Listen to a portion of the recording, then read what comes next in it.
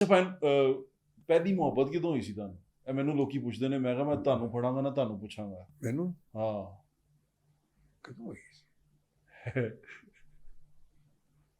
ਨਹੀਂ ਯਾਦ, ਸੋਚਣ ਵਾਲੀ ਗੱਲ ਹੈ, ਪਤਾ ਨਹੀਂ ਇਹਦਾ ਮਤਲਬ ਤਾਂ ਨਹੀਂ ਯਾਦ। ਨਹੀਂ ਯਾਦ ਨਹੀਂ ਮੈਨੂੰ, ਮਤਲਬ ਕਿ ਯੂ ਲਾਈਕ ਸਮਬਡੀ, ਮਤਲਬ ਮੈਨੂੰ ਯਾਦ ਹੈ ਪਹਿਲੀ ਮੁਹੱਬਤ ਪਾਇਨ ਜਦੋਂ ਮੈਂ ਮੈਂ ਕਾਫੀ ਛੋਟਾ ਸਾਂ, ਮੈਂ ਆਈ ਮਸਟ ਹੈਵ ਬੀਨ ਅਬਾਊਟ ਮੇਰਾ 14-15 ਸਾਲ ਦਾ ਹੋਵਾਂਗਾ। ਮੈਂ 10 ਸਾਲ ਦਾ ਸੀ। ਤਾਂ ਹਾਂ ਨਹੀਂ, ਮੈਂ 10 ਸਾਲ ਹੀ ਮੈਨੂੰ ਕਦੀ ਮੁਹੱਬਤ ਨਹੀਂ, ਮੈਂ ਤਾਂ 14-15 ਤੇ ਥੋੜੀ ਜਿਹੀ ਸਮਝ ਆਈ। ਅੱਛਾ, ਤੇ ਉਹ ਮੁਹੱਬਤ ਕੀ ਸੀ, ਬਸ ਕਿਸੇ ਨੂੰ ਦੇਖਿਆ ਉਹ ਬੜਾ ਪਸੰਦ ਆਇਆ, ਠੀਕ ਹੈ, ਐਂਡ ਦੈਟ ਵਾਜ਼ ਇਟ।